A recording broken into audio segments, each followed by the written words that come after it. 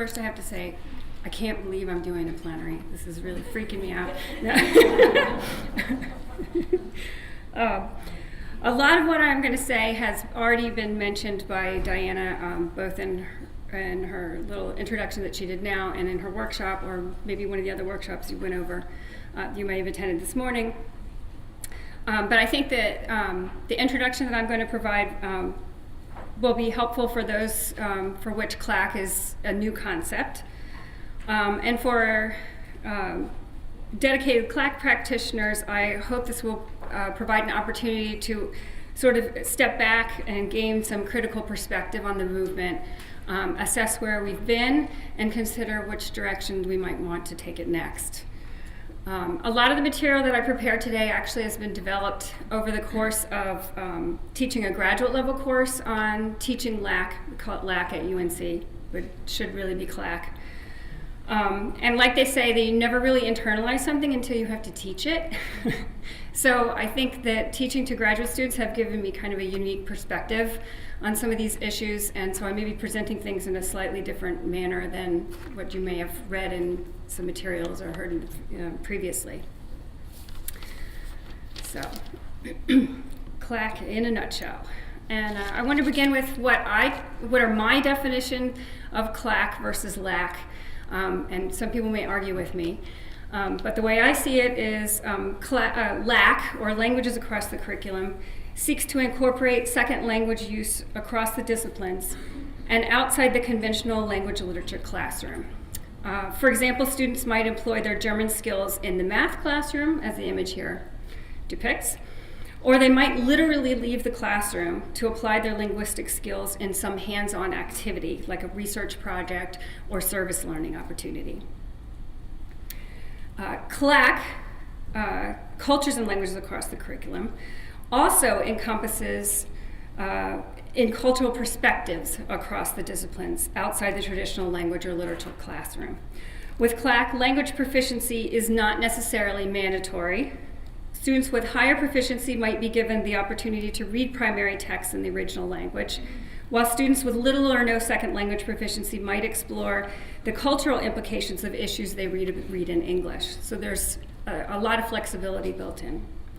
I want to stress that both LAC and CLAC are meant to complement, not in any way replace, the traditional study of language and literature.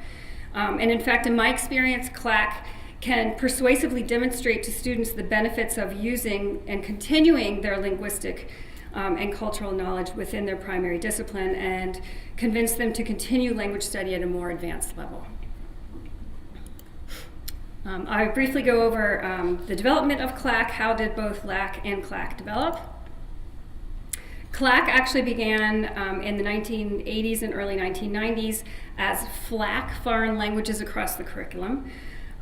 Several post-secondary institutions, such as Earlham College, University of Rhode Island, University of Minnesota, St. Olaf College, Brown University, and Binghamton University began offering experimental foreign language components for courses across a wide variety of disciplines.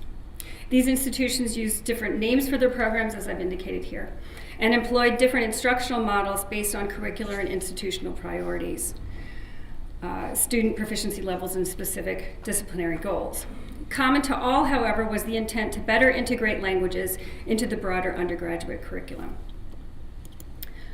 I believe the first conference to focus on FLAC actually did not mention FLAC in its title. It was the conference of the Consortium for Language Teaching and Learning at Brown University in October 1991, and it was called Language and Content Discipline-Based Approaches to Language Study. And this conference brought together specialists in language, literature, and linguistics with scholars in a variety of other fields. Selected presentations from the conference were published in an edited volume with a similar title, which I think was probably the first actual book devoted to languages across the curriculum. Following this first wave of successful initiatives, a series of large grant projects were launched in the 1990s, funded by, for instance, American Council on Education, the National Endowment for the Humanities, ACE, American Culture, and FIPSE, the Fund for Improvement in Postsecondary Education. And these projects expanded the initial projects to dozens of new campuses. The last of these, Net Gain, started off with a kickoff conference in November 1996, which was particularly important for the Languages Across the Curriculum movement. And at the beginning of this conference, three really crucial things happened. First, the Consortium for Languages Across the Curriculum was founded. And the new members of the consortium unanimously decided to remove the word foreign from the name to recognize heritage speakers and the use of languages other than English within the U.S. And finally, the Declaration of Principles and Practices was signed by 60 faculty attending the conference. And this is a document which I believe grew out of the work of John Grandin at University of Rhode Island that he had initially done on German across the curriculum, and then was more universalized to cover different languages. Following the Net Gain conference, two additional conferences followed under the LAC consortium in 2001 and 2004, both of which were held at Binghamton University. Then in 2005, the consortium decided to officially amend its name to Cultures and Languages Across the Curriculum to emphasize the importance of intercultural competence as well as language proficiency. And I believe at this point, I'm not exactly clear. I think the initial members were 4 members, and then it grew to 12. And then 4 additional conferences, no, this is 5. 5 additional conferences were held previous to the current conference at University of Iowa, Portland State, UNC, Baldwin-Wallace College, and Skidmore. So that's my quick history. And if I am welcome to corrections if anyone has it, because I wasn't involved in the early stages here, so I may have the history a little bit wrong. But I wanted to talk also about CLAC in the context of larger curricular trends, because I think it's very much a product and resonates with a lot of curricular trends happening in post-secondary education. The first of these is perhaps the most obvious. The name evokes a connection to writing across the curriculum, which gained momentum, which actually began in England, but gained momentum in the US in the mid-1970s. Writing across the curriculum calls itself WAC. WAC proponents maintained that writing belongs in all courses in every discipline, and declared that the responsibility for teaching writing should be shared across the academic community and throughout a student's undergraduate education. Writing was actually became advocated as a method of learning. So not just as a tool of learning, not just a product of learning. And I believe that the CLAC movement really has a lot still to learn from the continued success of WAC. I will return to that a little bit again at the end here. Another curricular trend which is very much connected to CLAC is interdisciplinarity. And I looked up a definition. The Center for the Study of Interdisciplinarity was located at the University of North Texas. I had no clue this even existed, but it does. According to this center, interdisciplinary programs developed in the mid to late 20th century to address gaps and inadequacies in the disciplinary structure of the academy, connections not being made and topics not being examined. Post-secondary programs in areas such as women's studies, gay studies, and environmental studies were therefore created to address these needs.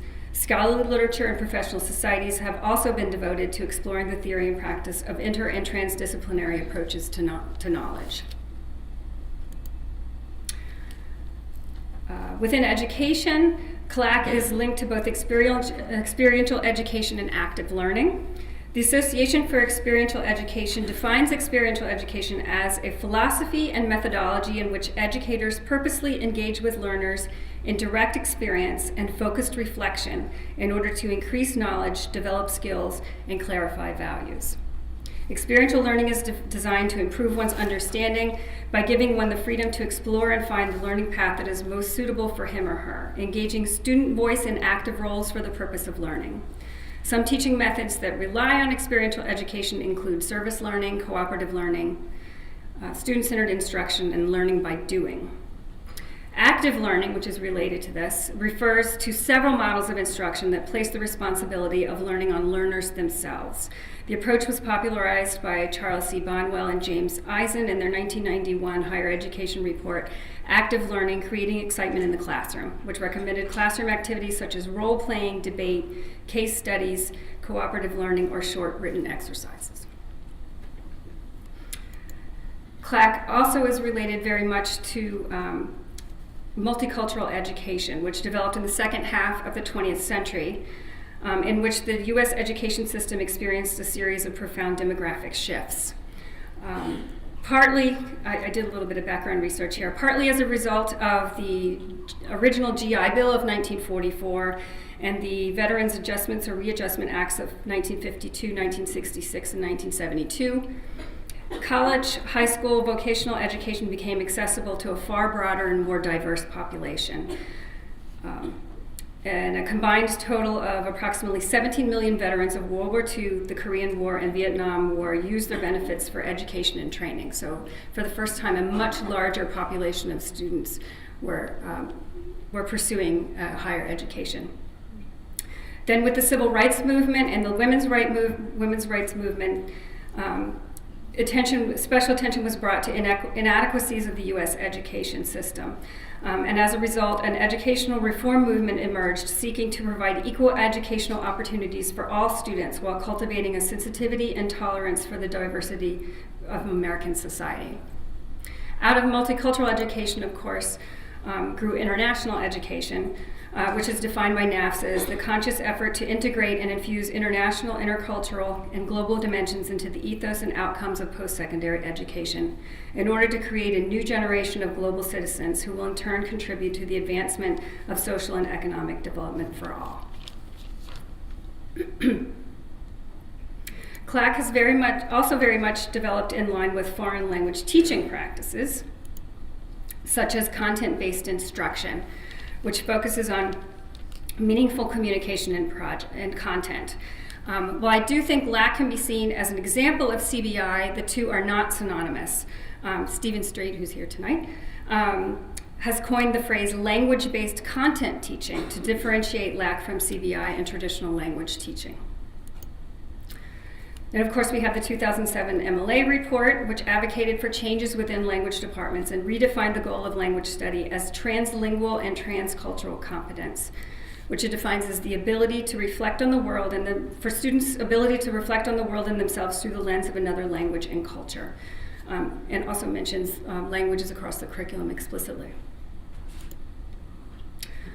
Also in language teaching practices, we have the National Standards for Foreign Language Learning, which broke down the goals of language instruction to the 5 C's: communities, communication, cultures, comparisons, and connections.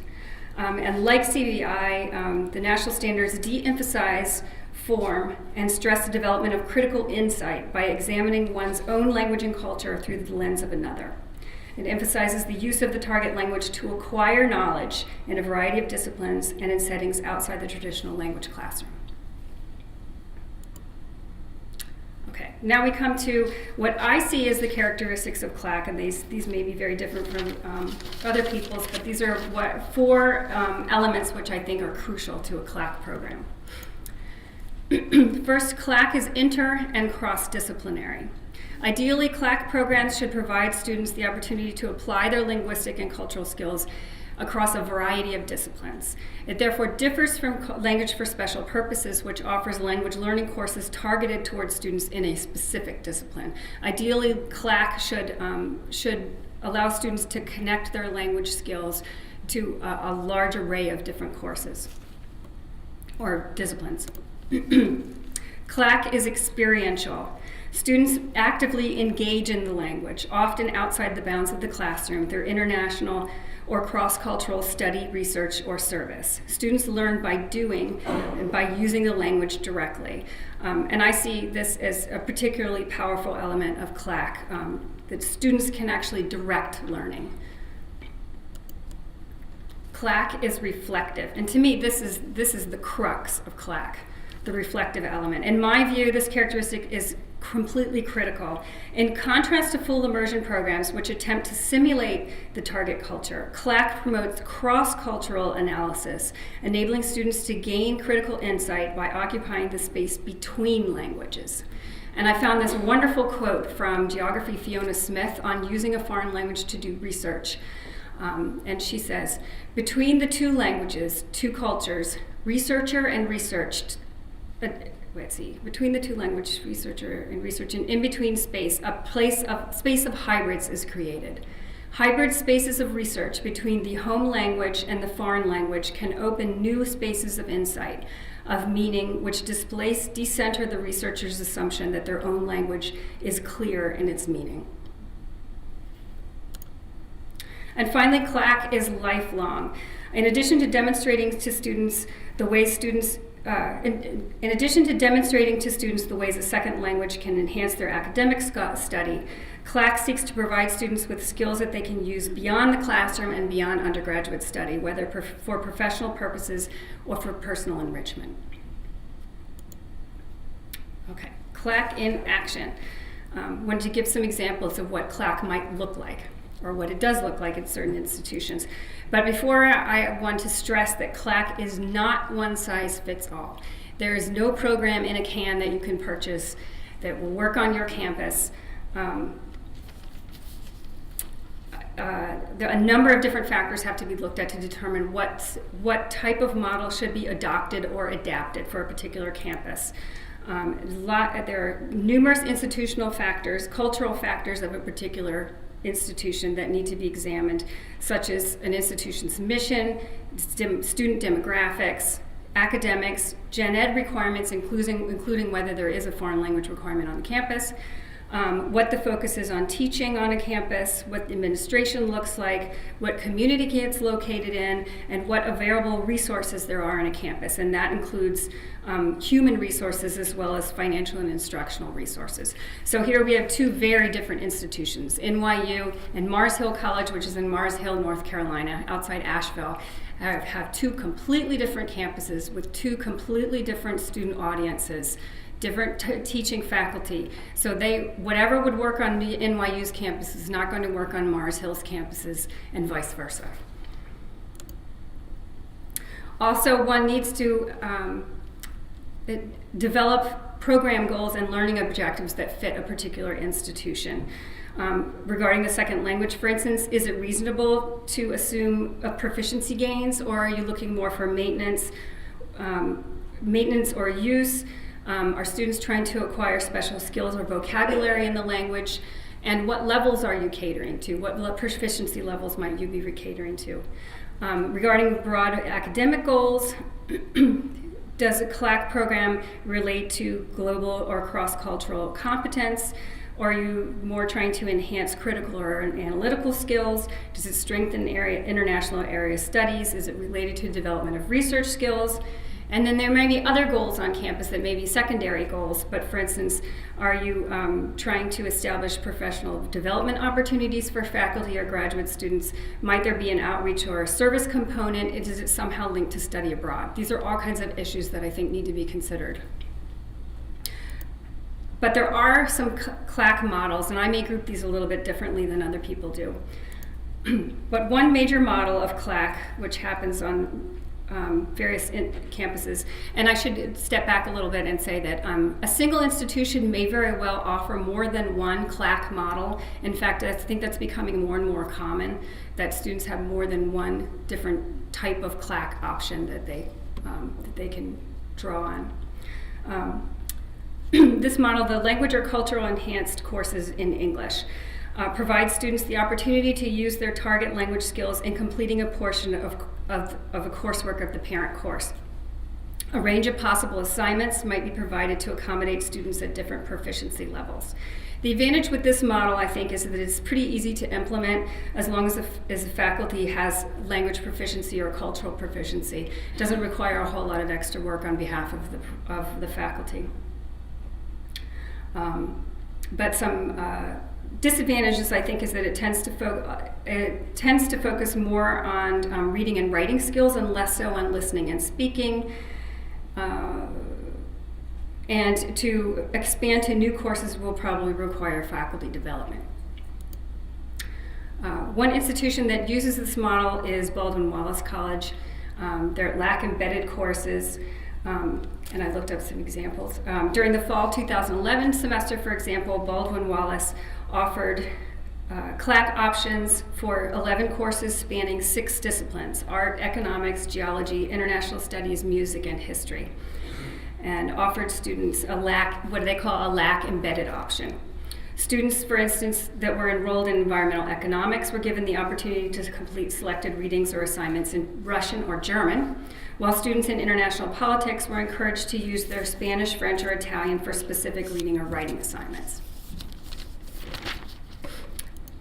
A second CLAC model I call the team taught or linked courses, and these pair language faculty with an instructor from some other department on campus. So advantages here are that I think it's a good way of demonstrating to students how language and a specific disciplinary content intersect. But disadvantages that it requires students who, first of all, it requires faculty that can work together. The design is more work intensive because of course you're sharing the load and trying to find ways to cooperate. And it's also limited to those languages that have faculty representation. And from an administrative standpoint, that you have to, how does this affect faculty course load in a particular semester or year?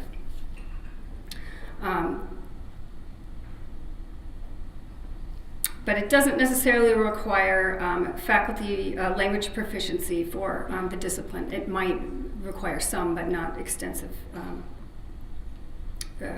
fluency.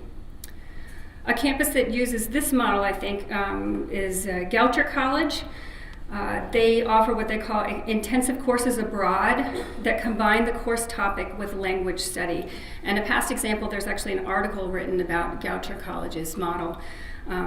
They offered a course called Multicultural Education in Costa Rica, and they are also currently offering a course on astronomy in Grenada, which sounded fabulous. Discussion or trailer sections, and here I've kind of lumped together a whole bunch of type, sort of regardless of what the connection is to the main course. But these are generally large courses that enable students to explore course topics relevant to the target language or culture through a discussion section, which may either be an integral part of the main course or might be a voluntary add-on. Several institutions offer similar models, including my own, UNC Chapel Hill. Most of our discussion sections are connected to large lecture courses and replace English recitations. So the students then will do the recitation, the discussion section in a language rather than in English. And we, regular options, for instance, include a Spanish discussion section for a course on Latin American politics, or French or German sections for a 20th century European history course. We also offer what I've come to call combined discussion section. We do those for less commonly taught languages. And then that might be students can enroll in a discussion section in Arabic that's linked to 2 or 3 different courses that deal with similar course content, such as a modern history course on the Middle East, or I think another one is a politics course that focuses on the Arab world. And then Binghamton University uses a similar but different discussion section model. They call it LXC study groups. The main differences between UNC and Binghamton, I think, is that the study groups uses an inverse model. This is totally student demand driven. Poll students at the beginning of a course and ask what languages they would like to use, and then they find instructors who can teach those languages, even if it may be a language that's not taught on campus. And then my final model I call the independent study model. And these allow students to conduct independent research projects using primary sources in the target language. I think the independent study model, the difference is somewhat similar to can be similar to the embedded courses whose students are doing particular reading assignments or writing assignments using the language, but they're doing this outside the parent course, so it's sort of a standalone course option. It may be related to a course, but is not necessarily part of the grading requirements for that course. And one example is Skidmore College. Language Across the Curriculum program, which uses a kind of group independent study model. Students can apply their language and cultural skills to any course on campus by enrolling in a 1-credit intermediate level or 2-credit advanced level LAC class. And under guidance of the LAC instructor, each student focuses on a different topic to explore via research in the second language and reports his or her findings to the class throughout the semester, culminating in a final summative presentation. Of course, this model, the independent study model, offers really, I think, a lot of opportunities that we're not currently drawing on, in that any institution that offers opportunities for undergraduate research projects, such as honor theses or capstone projects, might have students who draw on second language skills to conduct research in disciplines outside languages and literatures. I believe that CLAC practitioners have much to offer in this area, and I'd really like to see a lot more done. I'd recommend there's an article written by Marianne Dellinger of Virginia Military Institute's a very short article on ways that language faculty can mentor students who are using second languages to complete research projects. And they have a undergraduate, I forget what they call it, it's like a symposium on undergraduate research, and they are trying to facilitate students that want to incorporate a research abroad option with that in order to get second language research done. And finally, courses taught entirely or primarily in the target language. This model, of course, requires both students and faculty with advanced language proficiency and that also have expertise in the content area. A good example at UNC Chapel Hill, this is a course that actually is not a formal part of the LAC program, but I'm latching onto this instructor and trying to get her on board. She's on board, but this is her own thing that she's doing. But it's very much, I think, what CLAC is all about.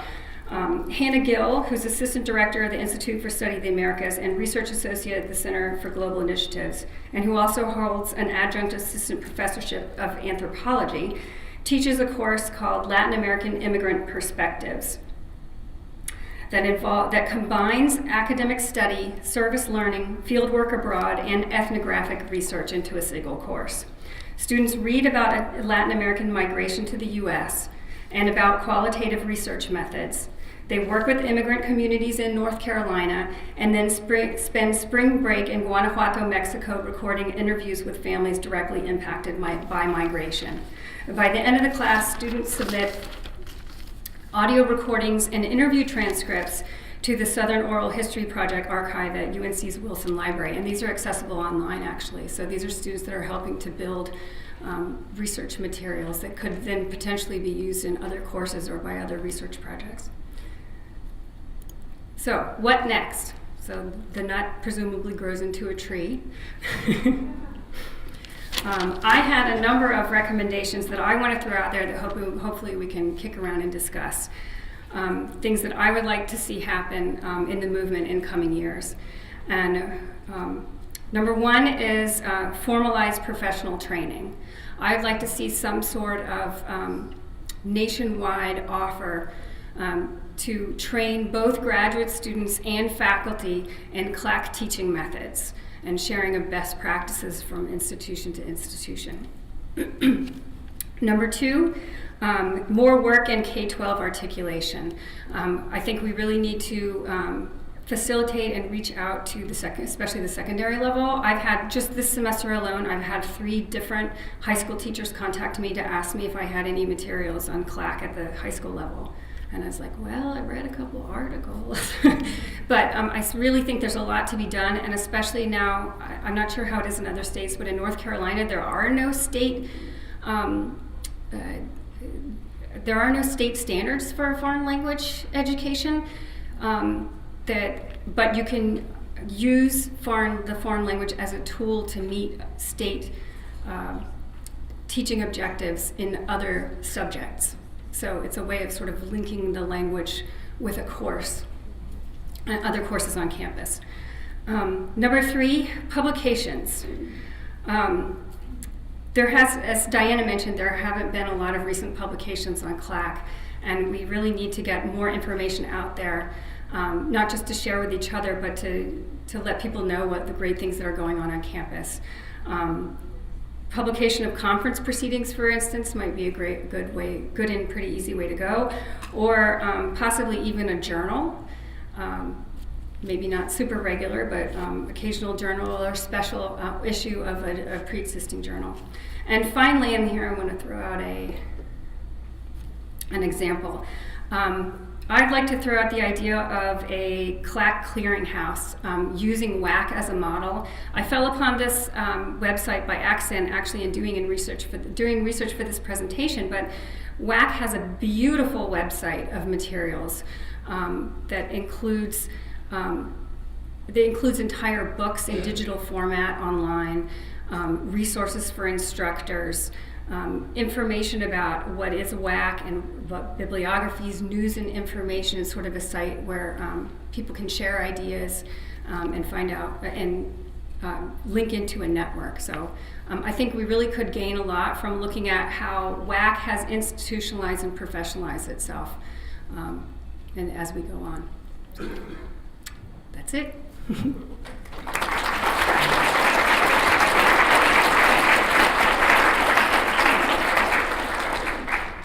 you want to lead a discussion? Yeah. Okay. Sure. Could you repeat my question? Yeah. She asked whether I could talk a little bit about what training we offer graduate students on the UNC campus. And it's a little bit complicated. As far as actually teaching a LAC section, I require that graduate students have taken a LAC pedagogy workshop, and I offer those in the spring semester. And then once I select instructors, I also require them sit down with me individually so I can sort of give them a short primer, and then I meet with them always at the beginning of the semester when they're starting to teach. And that's partly so we can discuss possible issues and problems, but also to emphasize that they can use each other as resources. On the other hand, in addition to that, I have optional training that I offer graduate students. I teach a course every spring semester on teaching languages across the curriculum. I'm teaching that right now for the 4th time. And we also offer a graduate certificate in languages across the curriculum instruction. That requires 3 courses. That's my course on teaching LAC. I require the graduate students to take a language pedagogy course in any of the language departments on campus. And then thirdly, they need to take a class on teaching in some other discipline outside languages and literatures. And there's a number of different courses that can fulfill that requirement. And in addition to a course offered through the Center for Teaching and Learning, which is actually now called the Center for Faculty Excellence, on college teaching. So it's not specific to a discipline, but open to anyone in any discipline. So that's the training. Could you say more about the content of the course? Mm-hmm. So she asked about the content of my course. There are 2 main portions of the course that are happening concurrently, and one is I try to develop instructional skills. We work on how to create a lesson plan, how to write a syllabus. What we talk about what makes selecting materials, what are appropriate materials to use, what aren't appropriate materials to use. So that's sort of the nitty-gritty of teaching. And they critique each other's work as we go along, and by the end of the semester they have elements for a teaching portfolio that they can use on the job market. The other portion of the course is talking about big curricular and international issues. We start off, for instance, at the semester looking at some current controversies in language instruction at the postsecondary level, like departments closing. We look at what happened at Drake, basically, and some other issues like that, and then lead that into a discussion on where should languages be on campus. We talk about things like what is undergraduate education, what should its goals be. We look at the profession as a whole and where it might be headed. We talk, for instance, about the increase of adjunct instructors on campuses and what that might mean. We talk about marketing oneself for the professional job market, and how to prepare for that. But also we talk about, for instance, we talk about tenure requirements, which I find that almost nobody talks about in departments, like what is required for tenure at different institutions. Because even if they do hear about tenure, they're hearing from their professors at a Research One institution. They're not hearing about how do you get tenure at a liberal arts college. So those are some of the things that we talk about. I'd be happy to share my syllabus, actually. I can give everybody a link to that. She's asking about if you already have some things going on campus in discrete pockets, how do you turn that into a program? So how do you sort of capture all the little good things that are going on and coalesce it into a program with substance? I think I'd start with a working group, maybe, with a steering committee. And make sure to bring in representatives from different disciplines on campus. And this is something I left out of my syllabus. We talk about institutional barriers to CLAC. And one of the big institutional barriers is that some faculty or administrators on campus may feel like things are going on behind their back and there isn't enough transparency. So I think involve as many people as possible and get the word out about what you're doing. I think that's really important for success of a program. Okay. She wanted to know if a lot of programs run in parallel to language departments. I think there are several examples of CLAC programs happening in parallel to a language department. And Binghamton, for instance, where are you guys? Linguistics. You're in linguistics? We're university-wide, but we started with Steve Strait in linguistics. Okay. Someone in translation studies, and the director of International Student and Scholar Services. Okay. But it was a link with linguistics and International Student and Scholar Services. And now where are you located administratively? Under the Vice Provost for International. Under Vice Provost for International.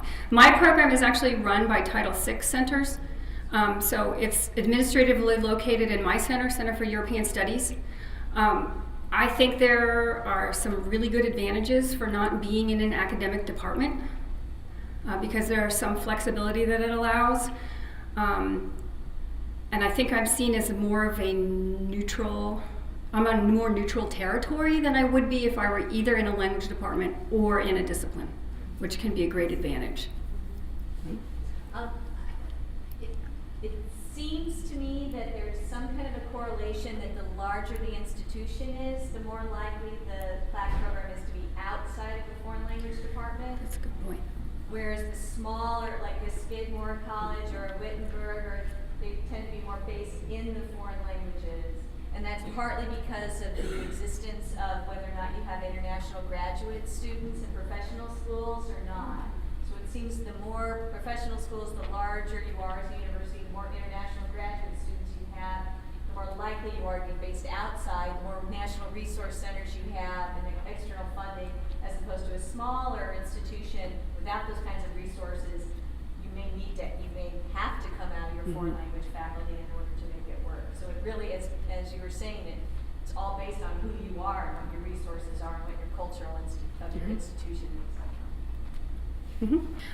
She's asking about the discussion model at UNC that replaced English language recitations. How does that fit into a graduate student's teaching load? Or if there's no graduate students. They're always taught by graduate students, or almost, if they're not taught by graduate students, they're taught by lecturers usually. They're never taught by faculty.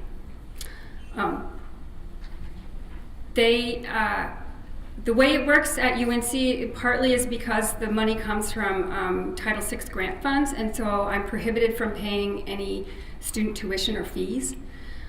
So I have to require that my graduate students already have a TA-ship somewhere else on campus, and that their LAC teaching assignment is in addition to. So they're already doing a full teaching load, and then they're doing LAC also. But they tend to be advanced students that have taught already many semesters, and they're probably teaching the same sections again, so it's not a whole lot of preparation for what they're already doing. Occasionally a department will say, if it happens to be that student is teaching a LAC section connected to a course in their home department, a lot of times their home department will say, oh, we're just going to count that as part of your teaching load. But really they should be, well, they can negotiate with their department, but they are paid extra, and they should be paid extra because they're doing above and beyond their usual workload.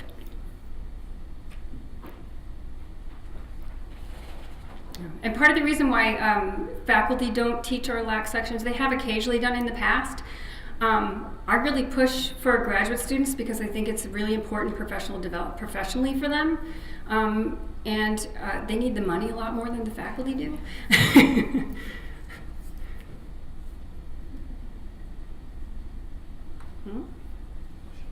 So, Thank you very much. thank you. And I'm happy to answer any questions if anyone wants to come up to me.